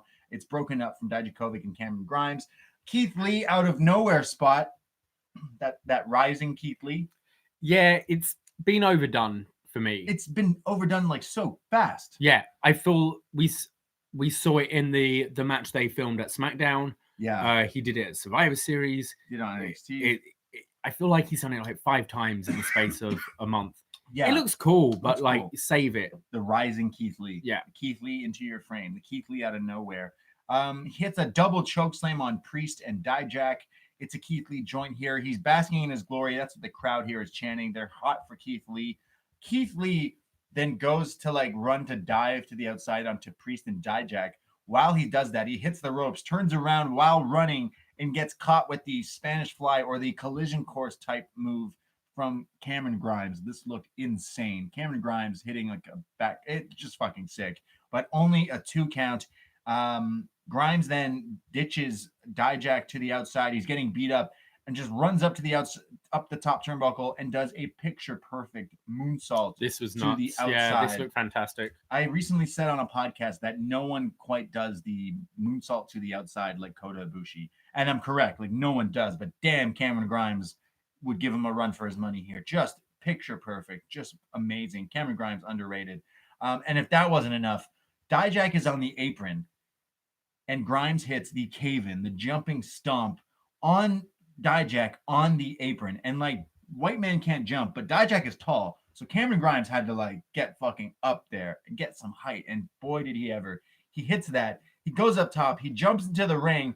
And Keith Lee is like a fucking grizzly bear and just swats him with 2 hands, chops to the chest, swats him down, hits the spirit bomb. And Cameron Grimes is almost, his hair, his long, luscious locks are just barely touching. Luscious. It looks like he doesn't wash it. Yeah. But that's the gimmick. I wouldn't say that's luscious. Well, the hair is basically touching the heavens there because the spirit bomb gets him so high up and brings him down. The sit-out power bomb, the spirit bomb. And Keith Lee pins Cameron Grimes. Keith Lee is your number 1 contender for the North American title in 2 weeks. In 2 weeks. That match is going to be insane. Roderick Strong versus Keith Lee. Yeah, I mean, that triple threat they had was awesome. Was great. But this was a lot of fun. This was my match of the night. I felt like this whole episode of NXT didn't really have the wrestling aspect down for me until this match. So I'm happy I got to see it.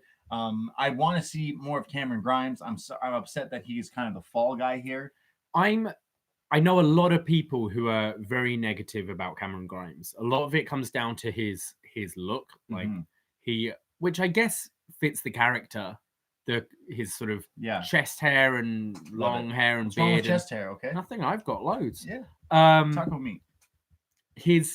I think we glossed over his promo earlier in the night where he was backstage, and he's whiny. His character's very whiny. Cameron Grimes. It's just odd because I think he's so exciting to watch in the ring, and it doesn't necessarily match up with this kind of greasy whiner. Sure. And I think maybe and that's just where he is at the moment. And I think maybe if he has a bit of a gimmick change and changes his look a bit, I think he can really impress people. Because I think the guy in the ring is fantastic. Yeah, his in-ring is amazing. He's so good. He's polished. And he keeps evolving too. He's so creative as well. You can see the creativity in the in-ring work. But are you telling me you want him to get rid of the hat? You're saying he needs to get rid of the hat to move forward. No, keep the hat. Just wash your hair. Why? He has a hat. Trim your beard. Maybe it's the hat that makes the hair dirty. I don't know. There's something that needs changing. I think it's fine for the moment, but I think this guy can go further than his position right now. You know what I think something needs to change. Well, it's interesting because Keith Lee wins this match. So where does that leave Dijak, Priest, and Grimes? They're all in that above the enhancement talent, but they're kind of lost. What are we doing right now? There's a lot of that. I mean, And that's good. That shows you got a strong roster. I mean, you finish watching New Japan and you go like, okay, well, Okada's not going to be in the title picture for a while, but you need to do something with Okada. Same with Ibushi, same with Tanahashi. And it just shows how strong a roster you've got. Yeah. When you go, how are we going to use these guys? Because we've only got 5 matches at a TakeOver. We can't put everyone in the title picture. There's obviously big plans for Keith Lee down the line. I think that's a good thing, but they need to try and be creative with how they're going to do it. Overall this week, I was pretty down on it, to be honest. Yeah. I think to start off the new year, it wasn't as hot a show as I'm used to getting from NXT. That being said, it wasn't bad. I think when this is kind of the worst NXT has to offer, it shows what a good product it is. Because we say that, and it's like the main event was great fun. The Gargano Balor promo was fun. I really enjoyed Imperium versus Forgotten Sons. It felt lacking something. The buzz, the excitement that we normally get. It felt like it was lacking. It felt like something was missing on this week. It didn't click for me. That Raw opening. Yeah, it felt like it. Still, like Raw light. It wasn't a bad show. It went by pretty quickly. Yeah, definitely. I think it was just this weird lull, still like the holidays. Yeah. I don't know, something about it. It didn't connect. I really like the main event.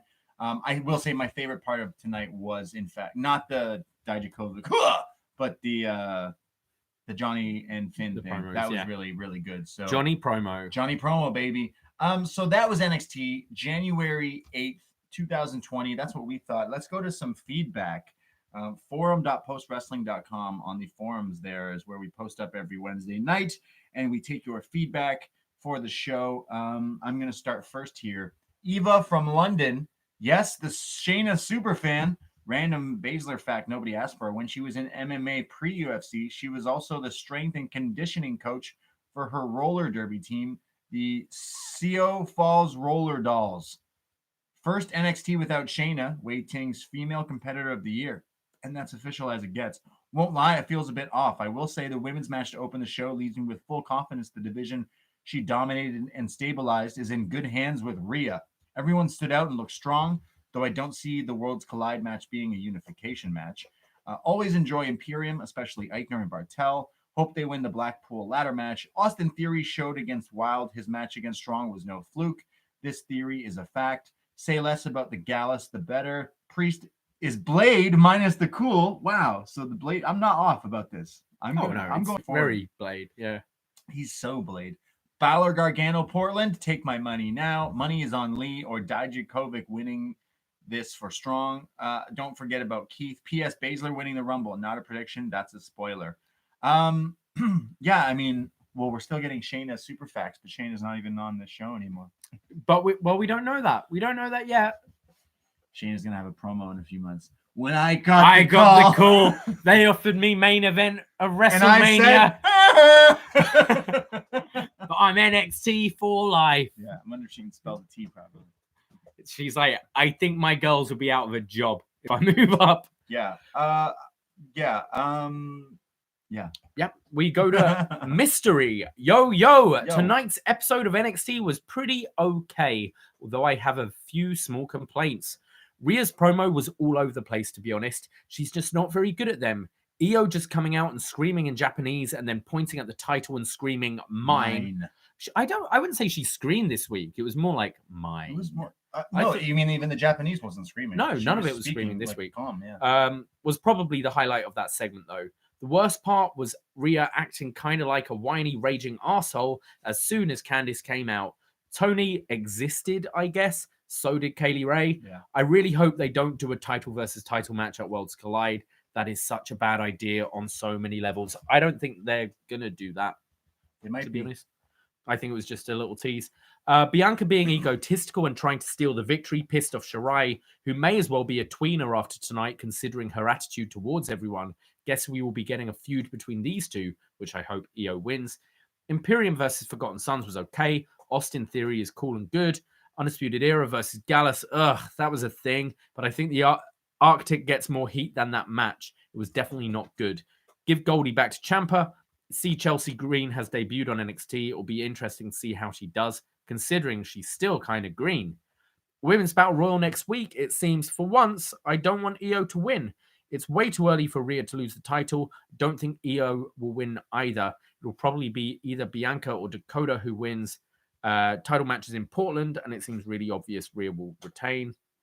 Please don't forget Cameron Grimes. He sold that spirit bomb like he died. Question.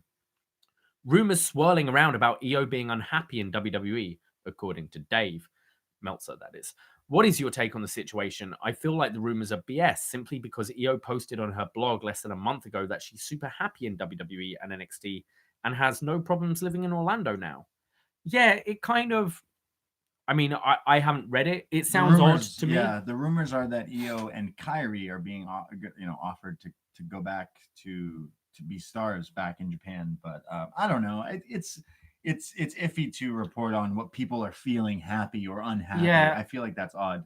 I mean, we just saw Oni Lorcan was unhappy for a while and then signs a new deal. Yeah, I mean, and he was openly unhappy. Like, I mean, if I'm unhappy and then I get a new bigger check, maybe I'm less unhappy. I don't know. I feel like it's more Kairi. I could understand, sure, because she's probably going, "Hey, it's WrestleMania pirate ship soon, and am I on a pirate? Why am I not a fucking pirate anymore? Yeah. Can I be on a pirate ship?" She's not a real pirate. Io, I think, is in a great position. I find it hard to believe personally. I don't know.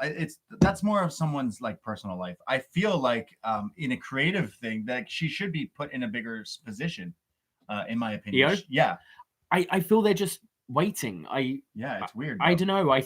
Stop waiting. You know what happens when you wait? You get more Bianca Belairs. You get more of these like not main level characters because you push them aside. But did they I don't think it was wrong going with Rhea. No, I don't think so either. That's thing. This isn't you've got a title on Raw, a title on SmackDown. This is NXT. There's only one person really who can do it, and I don't think Rhea was the wrong call. No, I don't think so either. I just think Io Shirai to me is a more polarizing character. Like for me personally, I watch Io Shirai. I'm like, whoa, look at this person. I'm not knocking Rhea Ripley because she too has her own look and she's really good and improved so much. So I like both of them. But right now, Rhea Ripley should be champion for a little while. But down the line, I need to see Io in this bigger spot because she's I think she will. I'll be very surprised if she isn't. Yeah, I just don't want that surprise to be disappointed. I want her to be in the spot. I always say Io Shirai gets me high for a reason. Like I think she's fantastic. She's actually such a good character and wrestler. So I don't know. I hope she stays in WWE. But it's who are we to say? If someone wants to leave and do other things, then they should be able to do that for sure.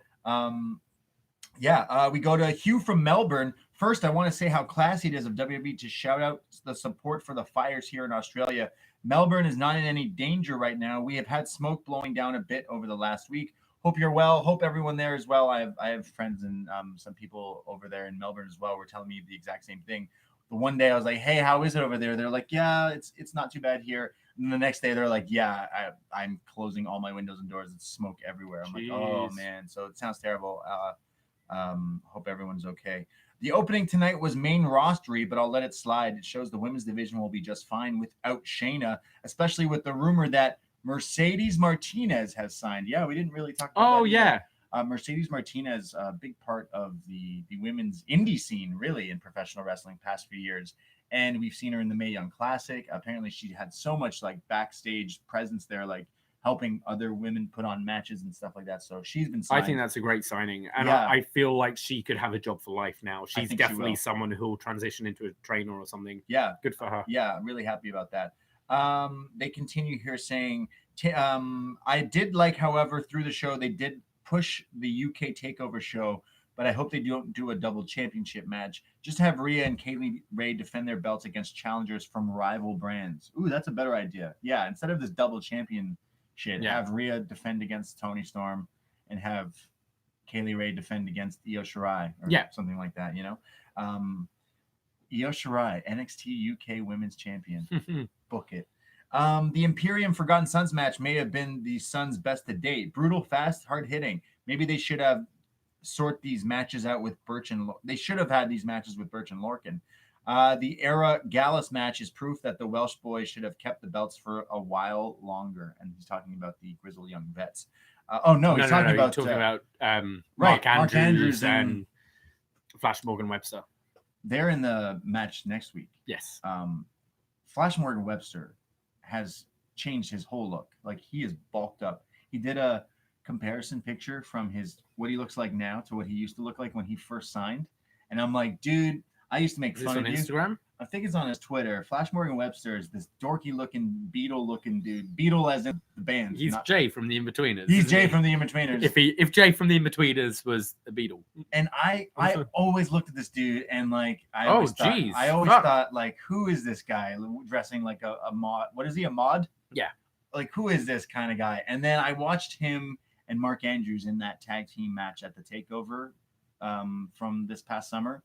And he was so impressive. I have to say, all the shout outs, all the goodwill to Flash Morgan Webster. The before and after is amazing. This is what I always say this about wrestling. You get in a position, don't fucking waste it. This guy is like, yo, I know what I am. And now I'm in a WWE, like somewhere. I'm signed some capacity. I'm going to try everything I can to make sure I stay here and have a spot. And now he's wrestling in this ladder match this Sunday. Yeah, no, he's on NXT in Full Sail next week. All the shouts out to that dude. He also discovered oil. He's way baby oil. Yeah. Baby oil. Yeah. It helps. Taught you. Yeah. It makes you look more jacked.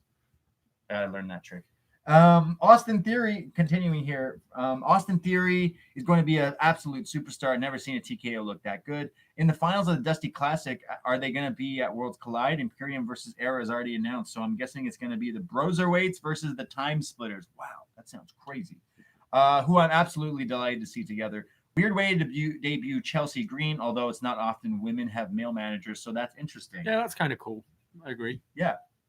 I wonder if Deanna will be part as well. Main event was mental. So happy for Keith Lee getting the shot. I'm guessing there's a screwy finish in 2 weeks before Keith picks up the win at TakeOver Portland. Ooh, yeah, I agree. We go to Dan from Newmarket. That's how this works, right? Hey, Dan, what's going on? First time writing in. Not sure if 1 year counts as a long-time listener. First time writing in, not sure if 1 year counts as a long-time listener. It counts. Thank you. Hey, you could have started listening last week. We'll still give you a first time, long time. I signed up for the Patreon yesterday and have been listening every chance I can. Dude. Awesome content up there. Hey, thank you very much. Wow, thank you very much, dude. I appreciate that. It means the world to us. Thank you. Holy shit, am I excited for the Time Splitters in the Dusty Classic. Yeah. Did I only that up enough? Oh yeah, he shouted Holy shit, I am excited for this. Yes. Really excited to see them versus Gibson and Drake. That match would be unreal. And here's hoping they pull off the win and see them up against Fish and O'Reilly once again. If they keep Shelley around for one more match after the tournament, who would you like to see them face? No, you just get I want to see Time Splitters versus Undisputed Era. Yeah. I've seen Time Splitters versus Red Dragon a million times in Ring of Honor, like live in person at so many shows over the years. And every time I'm like, this is crazy. How do these guys wrestle like the year 3000 when we're all in 2020? Yeah. It's crazy. Also, is the NXT Friends thing you guys do a reference to the In-Betweeners? Yes. It is indeed. 100%. We did the review of it. Yeah, check it. We've got the first In-Betweeners movie we did over a year ago now. So check into the archives because that is up there. Yeah, and postwrestling.com on the tab up next, our movie reviews are separate and you can find that there. You guys should try Stave and Steel for your next Wine Wednesday. Awesome bourbon barrel aged Cab Sauv. Oh, we were drinking a bourbon barrel Cab Sauv earlier. Oh no, we didn't crack that one today. Oh, maybe we did. Was that the one? Yeah, that was the one we cracked. Yes, on Wednesday nights, it's the Wednesday Night Wars, but we also do Wine Wednesdays. Yes. Never forget about the Wine Wednesdays. We love a Cab Sauv. And NXT meals. NXT meal. We didn't talk about our NXT meal today. Yeah. What was it? We don't have a name for it. The best. It was jerk chicken. I made jerk chicken. So and like peas and rice thing. So what would you call it? I was thinking like jerk chicken shit heel. I don't know. What? Because you're a jerk and you're a chicken shit heel. Jerk chicken. No, I didn't even. Someone suggested because it's like Caribbean chicken, like Jesse Cariella band chicken. Oh God, it's hard. At upNXT podcast, Dominik Dijakovic. Okay. We didn't. We went with Dakota Kai green curry, didn't we? So Dominik Dijakovic. Dominik Dijakovic. Or Dijerk chicken. Dijerk chicken. Yeah. Dijerk chicken. I think so far is the winner here. Yeah. Okay, I like that. That's good. Amazing. Yes, we'll try all those things. Let's go to our last one here. Nas from NYC, rather, not the rapper. I really did not like the opening segment. It was like I was watching Raw or SmackDown. Then the wrestling started, and I was into it. I wasn't sure about Riddle and Dunn teaming together, but Matt Riddle sold me on it in 30 seconds. Wow, he did the opposite. Austin Theory is so good. Great entrance, too. Yeah, actually, I didn't mention Austin Theory's entrance. He has his Ricochet thing where Ricochet has lasers and puts his arm in the air, and it goes one and only. Austin Theory has this like lightning thing behind him, like a blue fiery thing. It looks cool. All you do is add a cool entrance and you got a gimmick for life. He says Johnny Gargano is the best. A great promo. The guy can turn any crowd any fucking way. Can't wait for that match. 100% agree. How does you turn a crowd like that? I don't understand it. He says I'm not sold on Worlds Collide shit, but I trust the process. I'm sure it'll be good wrestling. Thank you. Yeah, that's what I kind of see. I feel it's kind of going to be kind of like Survivor Series, a bit non-canon. Like we'll all forget it happened immediately after, but the wrestling could be really good. Yeah, I think so too. Imperium versus Undisputed Era will be awesome. I think they'll just deliver regardless. So whatever else you get on the card will be fun as well. Yeah. I think trust the process. They'll put on a really good show. NXT usually doesn't miss. So I'm excited. I think it's good to get the NXT UK a rub. But honestly, like even tonight, they're afterthoughts. Everything they showed us is like that's not going to make me watch the show. It's just making the comments that people say about the show even more right. Yeah, I mean, really, the way you need to be building this up on NXT UK as well, and have these guys. Maybe they are. I don't watch it. Tree falls in the forest, right? But I think it's so pre-taped, isn't it? That it would be cool. Like we saw on Raw and SmackDown and NXT, everyone crossing over with each other. This is how you should be doing it. So you're making me, if I want to know the full story, I've got to tune in on the network. Like there's so much wrestling. I don't understand. I'm not knocking you if you watch the show. In fact, I think 2020 will be the year that NXT UK picks up and changes. You know, Jim Smallman is somewhat involved. Is he not? He's full time there now. Yeah, he just finished up with Progress. Exactly. So it's gonna change. Month. They're getting the TV deals and all that stuff. It's going to change. It's just this last year, it was just there. Yeah. It was just there. It was a tree that fell in the forest where no one was in the forest to hear it fall. Yeah. So I want it to do good, and I think it will. But even tonight, it did not show me that I will watch this show anytime soon. That is. However, this Sunday is the TakeOver Blackpool 2, and I am excited. There's at least 2 matches on it where I'm like, yeah, I need to see these. The rest. Yeah, so I know the boys from BWE are going to be covering that show.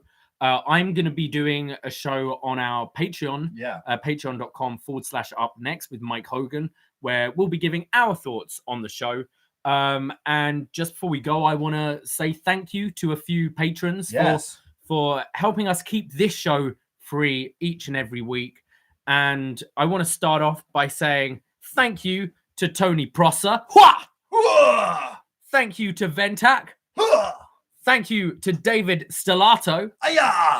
Thank you to Jeffrey Sobolski. Thank you to Joe Mills.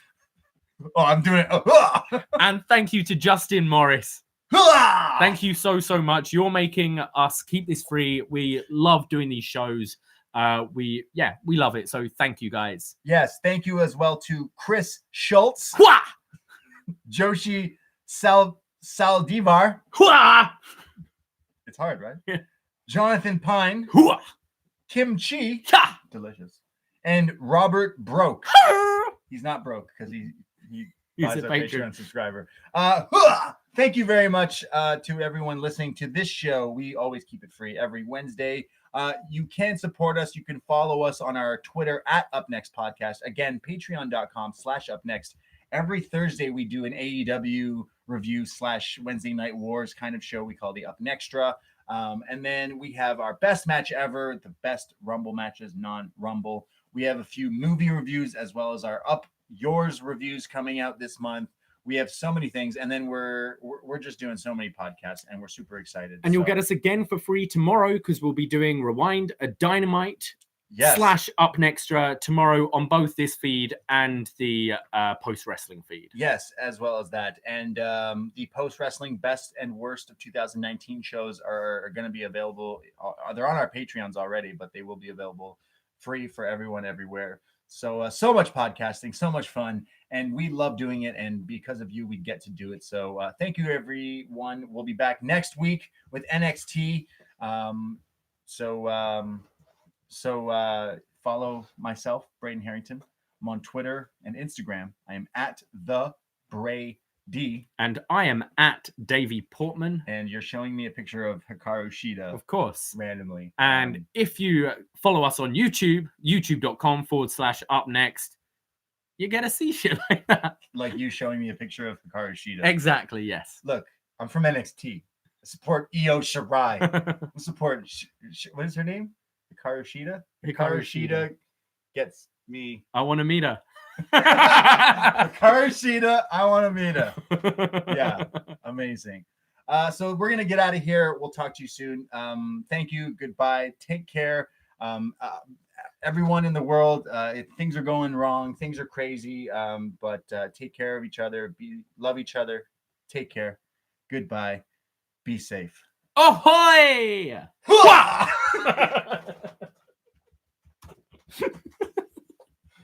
That was a fun one.